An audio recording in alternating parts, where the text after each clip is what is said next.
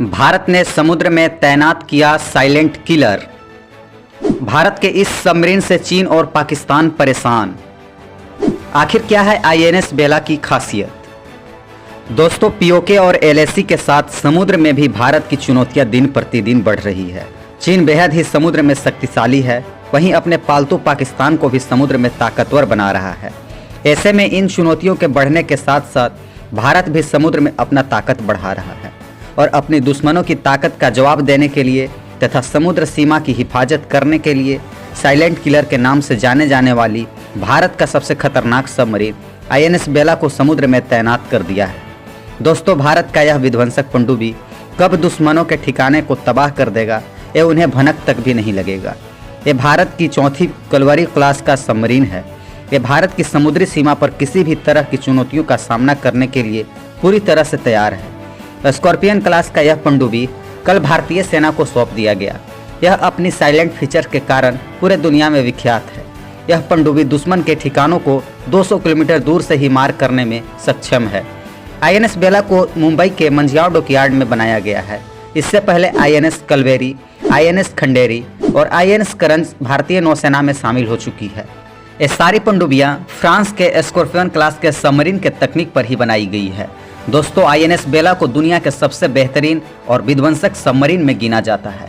समुद्र के अंदर की लड़ाई को युद्ध में सबसे ज़्यादा मुश्किल माना जाता है और इस जंग में सबमरीन का काम होता है चुपचाप दुश्मनों तक पहुंचकर उसकी खुफिया जानकारी इकट्ठा करना तथा उनके ठिकानों को तबाह करना।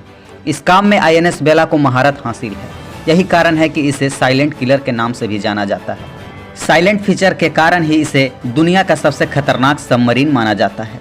भारत के दुश्मन के ठिकानों को समुद्र में तबाह करने के लिए यह हथियार युद्ध में बहुत बड़ा कारगर साबित होगा।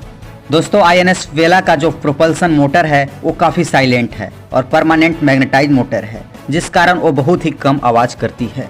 इसलिए इसे डिटेक्ट करना काफ़ी मुश्किल है।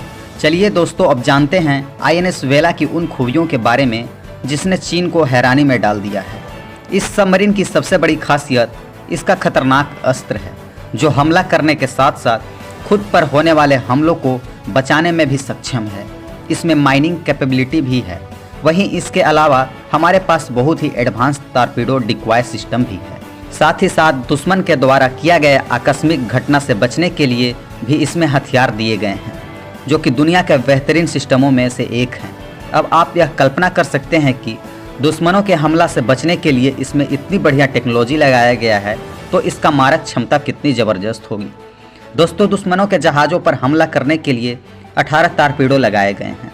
यह सबमरीन दुश्मन का जहाज़ों को तबाह करने के लिए मिसाइलों से भी लैस है। इस आईएनएस बेला सबमरीन में 25 नौसैनिक और 8 ऑफिसर मौजूद रह सकते हैं। वहीं यह समुद्र के अंदर 37 किलोमीटर प्रति घंटे की रफ्तार से चल सकती है। यह सबमरीन एक बार में समुद्र के अंदर 120 किलोमीटर की दूरी तय कर सकती है। वहीं आईएनएस बेला एक बार में अपने बेस से निकलने के बाद 50 दिन तक समुद्र में रह सकती है। इस सबमरीन का निर्माण पूरी तरह से भारत में ही किया गया है।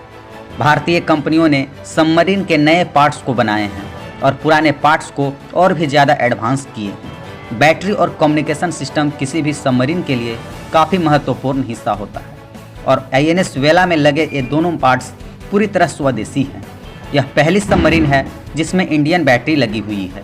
वहीं इसमें लगा कम्युनिकेशन सिस्टम भी इंडिजीनियस है। दोस्तों, आईएनएस बेला का पहला परीक्षण 6 मई 2019 को ही हुआ था। इसके बाद 2 साल तक इसके घातक हथियार तथा सेंसर का समुद्र में ट्रायल हुआ। पूरी परीक्षण को सफलतापूर्वक अंजाम देने के बाद कल इसे भारतीय नौसेना में शामिल कर दिया गया है। भारतीय नौसेना में इस समय 16 सबमरीन मौजूद है, जो एक से बढ़कर एक है। आईएनएस बेला को शामिल होने से अब इसकी संख्या 17 हो गई है। वहीं अगले साल 2 और सबमरीन भारतीय सेना में शामिल होने की उम्मीद है। दोस्तों, चीन की हिंद महासागर में बढ़ते दखल अंदाजी को काउंटर करने के लिए भारत लगातार अपनी समुद्री ताकत को मजबूत कर रहा है। उम्मीद करते हैं आईएनएस बेला से संबंधित आपको सारी जानकारियाँ मिल गई होगी। अगर वीडियो पसंद आया होगा तो लाइक कीजिएगा और चैनल को सब्सक्राइब भी कीजिएगा।